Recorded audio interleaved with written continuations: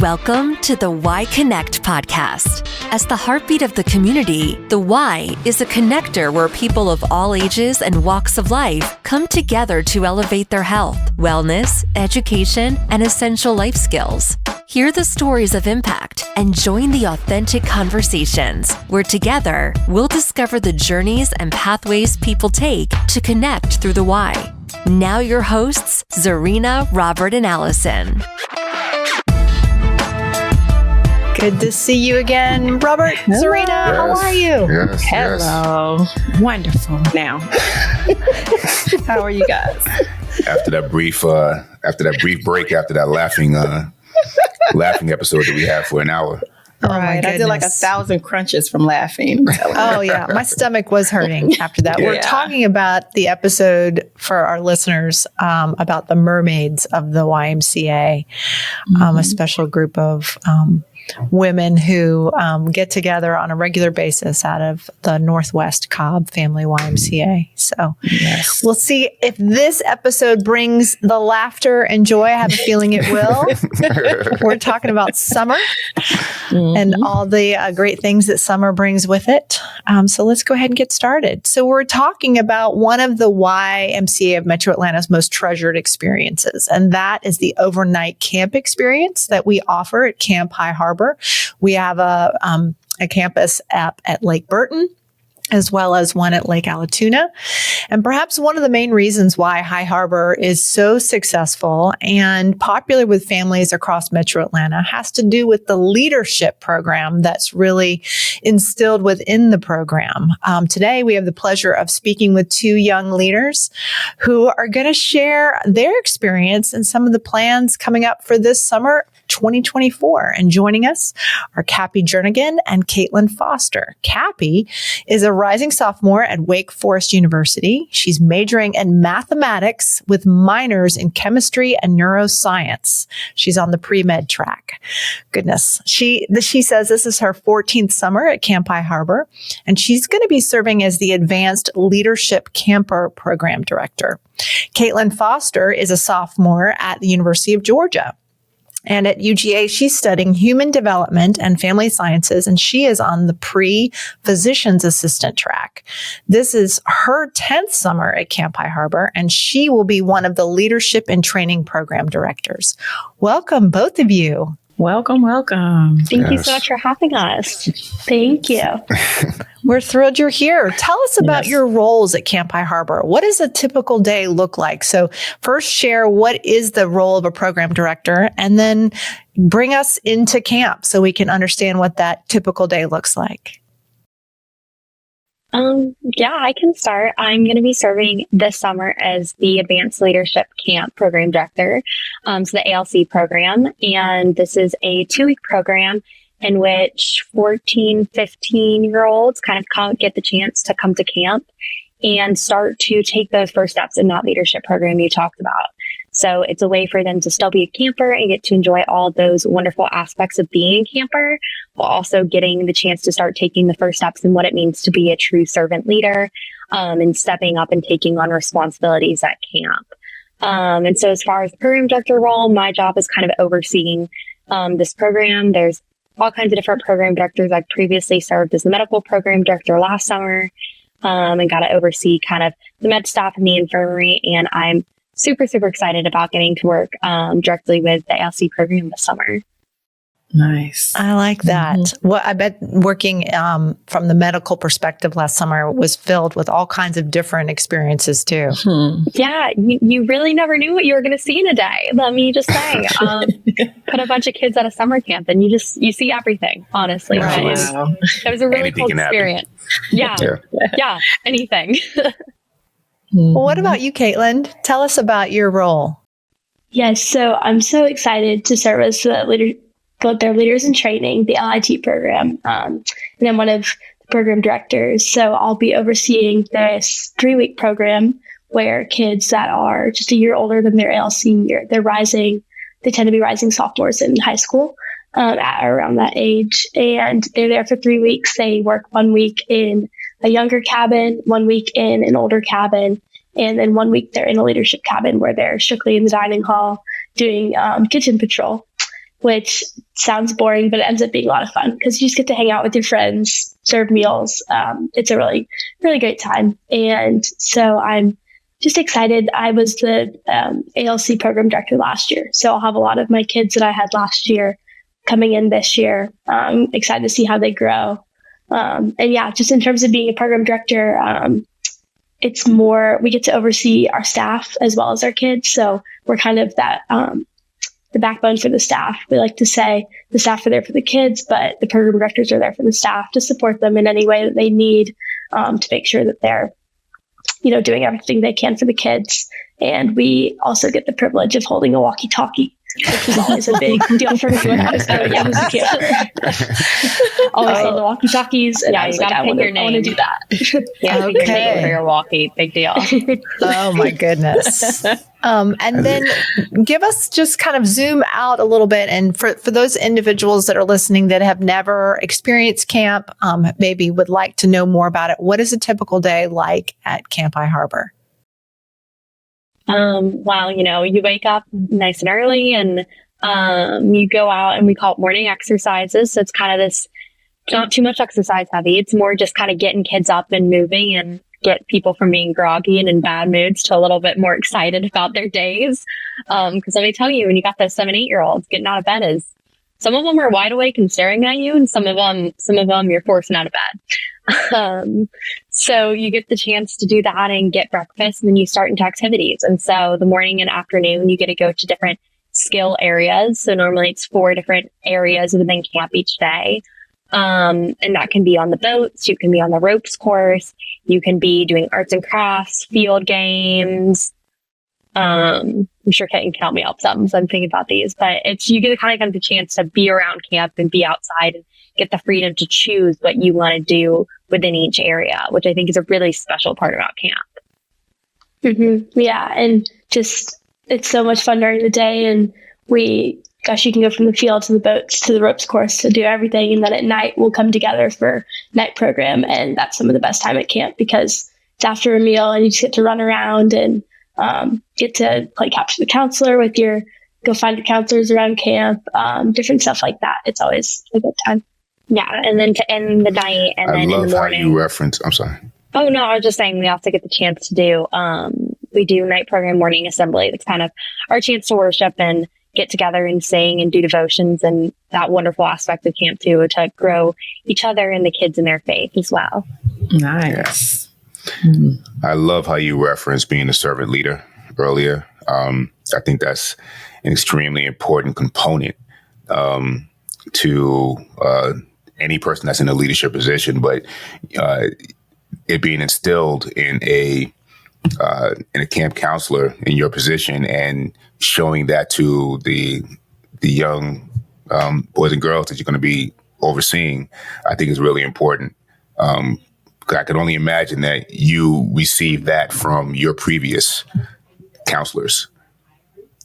Mm-hmm. It's definitely something that you see, the way that your staff interacts with you we started, Kappi and I both started as young kids at camp. So just seeing that from a young age and how these high schoolers and college age kids wanted to come back and just hang out with us and intentionally get to know us was always so cool. And that they gave up their summers just to, show us how much they love camp. And I think that's always been something that's the beauty of the ALA program and how everything gets paid forward. It's every year after year, you're paying forward what was given to you. And I think that's a really cool, beautiful aspect of camp. That's very huge. Nice. That's huge. Now, if you will, can you talk about the preparation side of things? How do you prepare for camp counseling staff each summer? Yeah, so before all the campers show up, we have a week of staff training. So as a part of becoming a staff member, the future staff go through these leadership programs. So they have to go through being an LIT before you even get considered to be a staff member, which is really essential in building those foundational, what it means to be a leader, what it means to, pay it forward, what it means to take a step back and let others, be in the front of the group and build those relationships. And so that kind of is the foundation in previous years. And then during the staff training week, it's a great time to focus on, what do we want to build this summer? You get to meet the staff you're working with, work on those relationships and the goals you want to achieve within your cabins. And then you also get to plan some of the activities and the fun programming you want to have for the kids. When you go to a skill, do you want to do tie-dye? Do you want to do bracelet making? You kind of get to decide and plan on those things during this week. And then we also run kind of different trainings on, how to do conflict management, how to work with difficult campers or someone who maybe doesn't come from a great background. It gives them a chance to provide staff with the skills to manage the fact that you're taking a group of kids from all different backgrounds and places, putting them together for a week and equipping them with the skills to manage all the conflicts and craziness that'll come up, just in letting kids be together 24/7. Caitlin, did you want to add to that? Yes, I think Kappi nailed it. But it's a great week it kind of just puts so much responsibility on you that this is your cabin for the next couple of weeks. And it's just you're just growing in every single level, whether you're a counselor in training or a program director, you're going in learning how to lead and how to take responsibility that, we need to plan some leadership classes for these ALCs or things like that. It's a skill that you don't learn anywhere else, honestly. If I can speak to some of the pieces over the years, my husband for years has interviewed college rising people who want to intern at a PR firm that he helped lead for many, many years. And whenever he saw the Camp High Harbour experience on his resume, he was like, I want to talk to that person because they have been through a program that is just phenomenal and really does teach some of those essential life skills around how do you treat people and how do you listen and lean in and really be a team player. So it's an excellent experience you guys had the chance to experience yourselves. Absolutely. We'd like to hear more about those activities. Kappi, you spoke on the activities plan. Can you go in more detail about the activities plan for this summer? Yeah, I'd love to. Summer is always exciting, and we have some wonderful program directors that kind of their job is to plan a lot of the fun behind camp. And so, each week kind of has its own theme associated with it. And so I know upcoming this summer, we have some really stuff planned for Carnival Week. Always lots of good, food and activities. And then also with the Olympics this summer, I know there's some big plans for Olympic themed activities, kind of get kids to be competitive and healthy, and fostering environment. And then I will say our big week is the 4th of July. We do it like no other place on earth. It is a big to do. It is my favorite day. And we go all out. It is a day to celebrate America and camp in the best way. Oh, wow. Caitlin, would you like to add to that? Yeah, we just definitely, no week is the same. And we love that, I don't know, there's always something to highlight. We do holiday week and we have a Thanksgiving Day parade. We've got just random stuff that you can only get from the creativity of the minds of high school and college kids that they're like, why not? I've got the resources. I'm going to do whatever we want to do. And you see the kids' faces after, they're getting to experience all these things. I think it's just so much fun. It makes it all so worth it. How about for those children that are experiencing it for the first time or they're hesitant about going to summer camp? How do you all as staff and help your counselors help campers feel welcome and valued during the experience if they're unsure? I think that something that we really highlight in training is homesick kids and what we can do in those situations, and just definitely stressing how we can make camp for each and every kid, not just an overarching experience, but an individual experience. And I think that our staff does such an awesome job of not only obviously focusing on the kids who look like they're having a great time, obviously focusing on them, but also maybe giving extra attention to the kids who seem a little bit unsure or like they need a little bit more help in that department. And I think that if anyone is nervous, it's just obviously you don't know this going in, but we always just tell them that at the end of the week, you'll be so surprised at how sad you are to leave. And when we're sitting down in the Coliseum at the last Friday night program, looking out into the audience of all the kids and seeing just everyone is just bawling, like bawling their eyes out. They don't want to go home. And I think to see a kid who's unsure about themselves at the beginning of the week turn into that camper, it just happens without fail every week. And it's something that you have to be a little bit nervous about going in, but they can rest assured that that's how they're going to end up at the end of the week. It's how it happens. Yeah, I've shed quite a few tears at every session, I think. But I mean, I get it for all the kids. I remember I started really young on, and I was lucky to have an older brother who kind of went through it first and was there and was my little, like, you'd see him around camp and be like, oh, there's my brother. We're okay.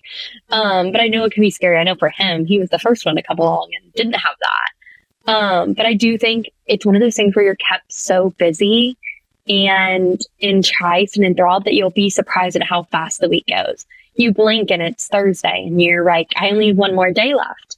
And I really think it's cool that you do so much more than you ever thought you could, and you're able to accomplish so many things that it's always great. I always tell kids, like, just imagine the stories you get to tell your parents. Like, when you get in that car, you're heading home, like, you did so much that you're going to have so much that they're going to want to hear about that, like, you can't miss a single second while you're here because there's just so much to do. You guys explained that so well. Yeah. Go ahead, Caitlin. There's so much just beauty in the fact that we don't have phones or tablets or TV that whole entire week. And I mean, that can be nerve-wracking for a kid. We're all so dependent on our devices nowadays, I think. But gosh, when you're thrown into a group of 15 kids and no one has their phones, no one has their tablets, all you have to do is just kind of make friends with each other.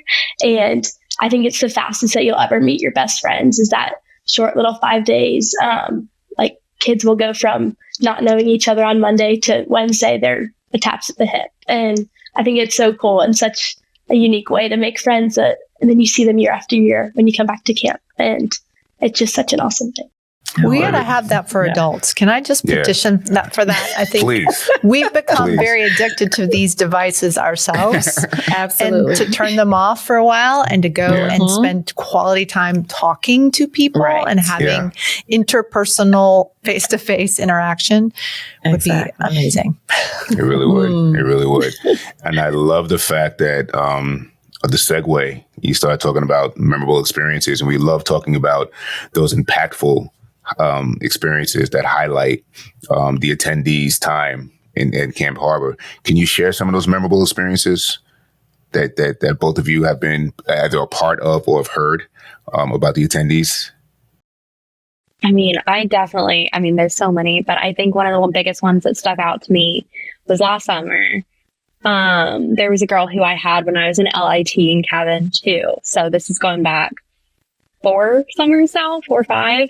And so when she was in cabin 2, I think she was 8 or 9 years old. And this past summer, she was 12, I think, somewhere around there. But she was there for 3 weeks this summer. So she was there for a long time and absolutely loves camp. And she was a problem camper at the time when she was younger. She was not an easy one to manage at all. And she knows it. But this summer at the end of camp, I gave a devotional, or one of the big things, and was talking about what camp meant to me and why I chose camp and how it was important. And she wrote me a letter that she left that basically said that I was the reason she kept coming back to camp, and how I had helped make her experience what it was and made her feel welcome and belonged. And it's like, I'm going to make me tear up now. Like, it just seeing how much you're able to impact somebody and make them feel like they belong somewhere is just unmatched. And I know I felt the same way as a camper too. The people who impacted me made me want to come back and be a staff member. And I just think it's so cool that I was able to kind of see that tangible, because so much you do, you don't see, or you don't expect to hear back from anybody. But getting that was just absolutely like hit me to the core, that some 12-year-old girl felt compelled enough to, pick up a pen and pencil and write down a letter to me to let me know what I meant to her. And that just was absolutely incredible. Yeah. Speechless. Wow. Yeah. You'll probably keep that forever. Yeah. And my wall in the room. Yeah, that's so cool. And I think that you see that so much, and especially in what's always been so cool for me to see is just when obviously we see these girls that come up to us, and they, seeing them year after year grow at camp has been so cool. But seeing our guy friends that have these campers that I don't know, how boys tend to not show their emotions as much, and to see them at camp just come out of their shells and just speak about how much a counselor has impacted them, or just in a way that they feel that they can be seen and express themselves in a way that they feel so comfortable with themselves at camp has been so cool to see those little boys who were apprehensive at the beginning of the week, just crawling into their counselor's arms at the end of the week is so cool. And I think it's a space where, guys and girls alike, they can just be themselves at camp. And it's always so cool to watch because you don't always see that at school or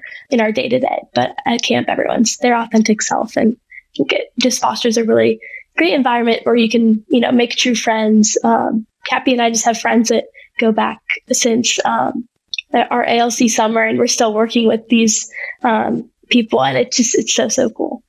Yeah, we met LIT year, I think. That was Wow, way back. That sounds like that'll bond you. The hard manual labor that you get to do when you're in LIT as well. Yeah. I know you kind of skipped over that piece, but for parents that would like to know if their child has the capacity to do chores in a really efficient way, they come back and it is like, who are you? You're emptying the dishwasher and I didn't ask you to. This is exciting. That's amazing. Oh boy. I love that. So what about your own personal favorite activities at camp and why? So I was always a camper that loved archery, ropes course. I didn't want a lot to do with the waterfront. I was totally a field games kind of kid. And I love that camp just caters to what a kid needs in that time. Now I love to do it all at camp. I love the boats. I love the ropes course. I love it all. But back then I was like, I wanted to be Katniss Everdeen. I wanted to shoot the bows and arrows. Katniss from the Hunger Games. I love it. But I love that was celebrated there. And I was never felt for a second that I couldn't do whatever I wanted to do. But to this day, there's nothing I love more than getting on a boat and just seeing Lake Burton and all its beauty and fun busting, tubing, all the things. Yeah, I definitely have to say, I think I was a water camper. I loved being out bun busting for sure. It took a few hard hits, but never stopped me. I was always the kid that was like, go crazy. Like I can, go crazy. I can take it. Do a donut. Throw me off. And the counselor would be like, this isn't allowed, but we can't do that. But, it's such a special lake, I think, too, where we get lucky enough to be. I think anytime you get the chance to see a sunrise on the lake, if you haven't had the chance, I would say you really do feel lucky to get to be there. And I think one of the cool things too is that you just get so much freedom to choose. That's what I loved as a kid. And I loved the chance that for one of the first times in my life, I'm put at the waterfront. Do you want to go kayaking? Do you want to free swim? Do you want to go do blow boards? Do you want to get on the water trampoline? I loved my choice and my say in getting to do what I wanted to do in that moment. And I think that's just so cool. And that was what I loved the most, was just being able to choose what I wanted to do. Wow. It sounds like a major sense of empowerment that you all give the campers there. Mm-hmm. It's amazing. Yeah. Nice. The other side of the coin I'd love to ask you about is the parent piece. So let's say there's some parents listening and they're thinking, my child has never been away from home for a long extended period of time. How do you help parents stay connected during the camp experience? How do they stay informed about what their child is involved in? I think photos are a huge way. We have some wonderful media program directors who take a million photos all day long. Their job is to run around and find kids having the best time. And I just think you get the coolest photos. And I still have some from when I was little. And I think that's a great way that parents are uploaded every day. That if your parent is there, they can see their kid and see their kid interacting. And then also we do letter and email systems. So you can still be in communication with your kid throughout the entire experience. You can be writing to them and talking to them. I think get messages. And really being able to kind of share, messages to them. And I remember too, when I was a camper, my mom used to pack a goodie bag a day is what she did. She'd send me with them and I'd open up my trunk and it'd be like, okay, here's a Gatorade for Monday. Here's a card for Tuesday. Just like when I was first started and so scared, that was kind of her way to have something that I could have with me throughout the week from her. Mm-hmm. That's great. That is so great. Thank you for sharing that. Yeah, I think Kappi covered it all. I love bunk notes. They're the emails that parents write in that we print out at the office at camp, and they're given at every lunch period. And my mom would include jokes and riddles and all the good things. And yeah, we always encourage that parents send uplifting, encouraging, especially to their LITs or ALCs who might be having a tougher time learning about all these leadership things and kind of doing more of the grunt work at camp, to always send that. I know you're doing a great job. You can totally do this. And it's always great to see a picture of a pet or a stuffed animal at home. Oh, that's awesome. Good stuff. Photos are always great. Yeah, they'll be chased around people's buds. Strong encouragement. And what do you hope each camper takes away from the experience at Camp Harbour this year? I hope that they take away just that this is a place that's unlike any other, that that year after year they come back feeling like, I think Kappi and I could both agree that throughout the school year, you get bogged down with schoolwork and with all the things that life carries and all the busyness. And just when you get to camp, you can kind of breathe and you're exhausted, but you're also exhausted in the best way. And you're having so much fun and you're around the people that you feel like know you the best and that you just love so much. And I hope that they take advantage of all the time that they get there, and know that it's such a special, such a privilege to get to attend such a wonderful place. Yeah, I 100% agree with everything Caitlin said. And I think, we end the last week of camp or the end of each session, we end with like the 3 words. And it says like, we hope everyone takes when they leave them faith, hope, and love. And the greatest of these is love. And we really hope that when someone walks away from camp, that they not only have a love for others, but a love for themselves, a love for God, a love for the world, that they kind of can take this sense of, I am who I am. I'm strong. I'm independent. I'm the best version of myself in all ways. And that they really can take that with them into life. That's a hard world, a scary world. Things go wrong in life, but that they're able to keep this week or these few weeks with them throughout the entire rest of the year. That they can hold on to that when things do get hard outside of the gates of camp. Wow. That's such a beautiful experience to attend a camp like that. As a grown-up, I want to go to camp like that. As an adult, leaving the phone would be hard, but I would definitely do it. And our youth are so lucky to have leaders like you both. Yeah. Yes. Thank you. Thank you for what you do. So as we wind down each episode of Y Connect, we like to end our conversation by asking about your pathway to the Y story. Could you guys share with us how you first got connected to the Y? I think that I've been going to the YMCA, since I was little. My mom had a membership and she would take my brother and I still remember walking into our local, I think we're at the McCluskey Y in Marietta, and I still can feel the smell of the chlorine as I would walk into the Y. I think that's the most nostalgic smell is, the chlorine of the pool at the YMCA. And I did soccer training there. I did lots of things. I just love how it's just kind of a community center and a place that's so accessible to anyone. I think our membership back then was $5 a month. And I was like, that's the coolest thing ever. And then obviously getting connected to High Harbour came through, I think, just kind of by word of mouth. Friends of friends had sent their kids there, and my brother started 2 years before me. And then as soon as I was of age to go, I was like, sign me up. I can't wait to go. And always wanting to go for more weeks. 1 week was never enough. So, right. Yeah. For me, I think I started as a day camper at Camp High Harbour. And I think that was kind of when we first got plugged in with the Y. I was lucky enough to have some grandparents who lived not on Lake Burton, but on a nearby lake. And they heard about the organization and had kids who just raved about High Harbour and all of the things. And so I got to go in as my little day camper in Crocs and matching outfits. And I would go for the day, which the day camp is a wonderful program. And it really built my love for camp. And then as soon as I could, go for spend the night camp, I stayed and kept going back for, now I'm at 14 years now, which is crazy that I've been going longer than I feel like most of the kids have been alive that I'm working with. But it really just is such a special place that I'd always want to return for that sense of community. And I think it's so cool that with Ys being so national and even international, you have that sense of community and base wherever you go. And so I think it's cool that, wherever life may take me, my jobs, my future, it's kind of, I know that I can always go back to that or have that connection if I want it. Mm-hmm.